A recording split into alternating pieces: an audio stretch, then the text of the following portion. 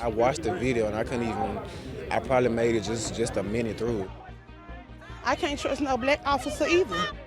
When I think about the power structures in Memphis and Tennessee, what we have to do is push for more of a culture that does not support police brutality.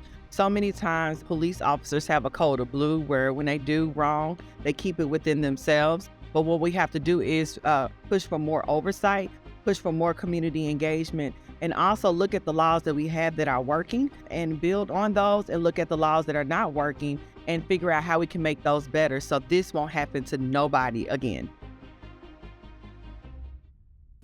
A few years ago in the legislature, we tried to implement 8 can't wait suggestions into law. And while all of them were not adopted, we did adopt 2.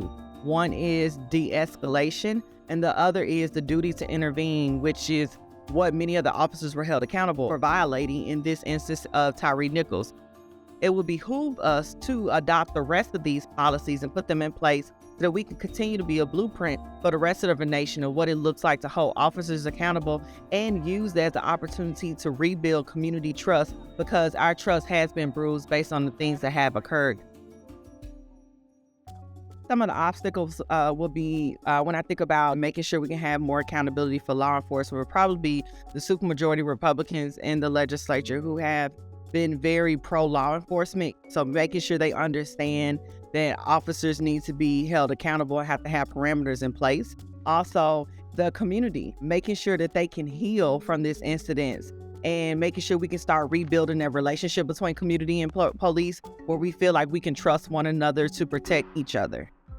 When I think about the Scorpion unit, I think the intent of the police force to create this unit wasn't to cause any distress or harm to anybody. It is no secret that Memphis has challenges when it comes to violent crime because of decades and decades of disinvestment in our city when it comes to underfunded schools, housing discrimination, lack of jobs that provide living wages. All of those contribute to an increase in violent crime and crime in our city. We have to come up with programs and opportunities to attack violent crime, especially in crime hotspots across the city. I do think that they need increased oversight, officers who can handle a heightened capacity of leadership and responsibility, and to make sure these programs are truly targeting criminals who are doing wrong in our city and not innocent folks.